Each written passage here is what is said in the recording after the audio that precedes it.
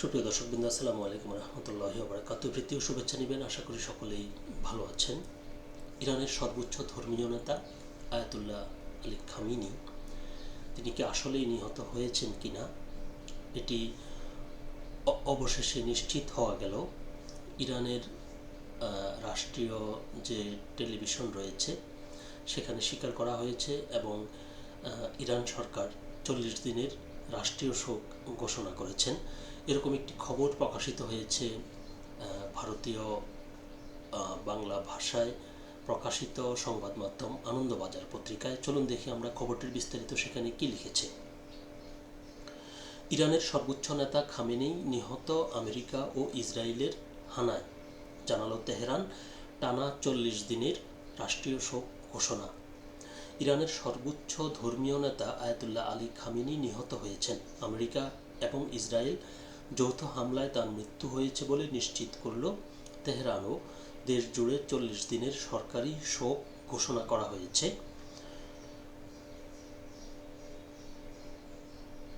এর আগে ইসরায়েলের প্রধানমন্ত্রী বেঞ্জামিন নেতানিয়াহু খামেনির মৃত্যুর কথা জানিয়েছিলেন। তারপর আমেরিকার প্রেসিডেন্ট ডোনাল্ড ট্রাম্পও সমাজ মাধ্যমে সেই ঘোষণা করেন, কিন্তু ইরানের তরফে এই খবর উড়িয়ে দেওয়া হয়েছে একাধিকবার। তারা দাবি করেছে তাদের নেতা অক্ষত এবং নিরাপদে রয়েছেন।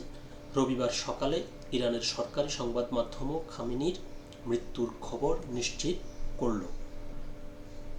শনিবার সকাল থেকে ইরানের উপর হামলা শুরু করেছিল ইসরায়েল।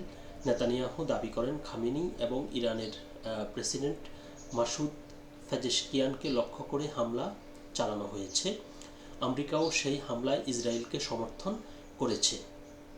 ইসরায়েলি ও মার্কিন বাহিনীর যৌথ হামলায় মুহুর্মুহু ড্রোন ক্ষেপণাস্ত্র আশ্রয় পড়েছে তেহরান সহ ইরানের সব বড় শহরগুলোতে। এরপরেই শনিবার রাতে নেতানিয়াহু দাবি করেন খামেনির মৃত্যু হয়েছে। তার বাহিনী সেই প্রমাণ পেয়েছে। শুধু তাই নয়, খামেনির সম্পূর্ণ এলাকা উড়িয়ে দেওয়া হয়েছে বলেও দাবি করেন তিনি।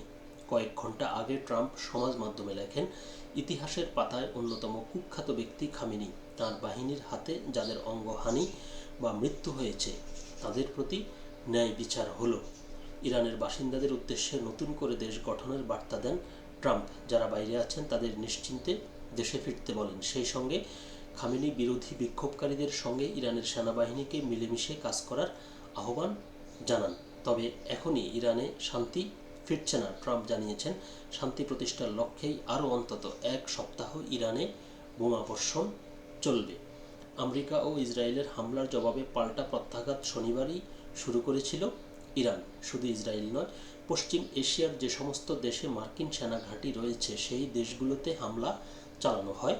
সংযুক্ত আরব আমির শাহির দুবাই, আবুধাবিতে বোমা ফেলে তেহরান খালি করে দিতে হয় বিশ্বের উচ্চতম ভবন বুর্জ খলিফাও। কাতারের দোহা এবং সৌদি আরবের বিরোধেও রিয়াদেও ইরান হামলা চালিয়েছে বলে খবর। সমগ্র পশ্চিম এশিয়া জুড়ে এখনও রয়েছে যুদ্ধের আবহাওয়া। ইরান আগেই নিজের আকাশসীমা বন্ধ করে দিয়েছে। পশ্চিম এশিয়ার বিস্তীর্ণ অঞ্চল জুড়ে বিমান চলাচল বন্ধ রয়েছে, বাজছে সাইরেন। ট্রাম্প অবশ্য দাবি করেছেন ইরান সমঝোতা এবং যুদ্ধবিরতি চাইছে। খামেনির মৃত্যুর পর তাদের আক্রমণের ঝাঁজ আরও বেড়ে যায় কিনা সেদিকে নজর রয়েছে। অর্থাৎ ডোনাল্ড ট্রাম্প ঘোষণা করেছেন যে খামেনির মৃত্যু হলেও আরও 1 সপ্তাহ পর্যন্ত ইরানে বোমাবর্ষণ চলবে। অর্থাৎ এর মাধ্যমে ইরানের সর্বোচ্চ নেতাকে মৃত্যুর পাশাপাশি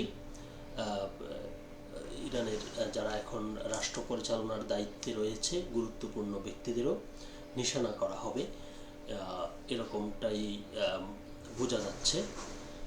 তো সকলে ভালো থাকবেন, সুস্থ থাকবেন। আল্লাহ হাফেজ।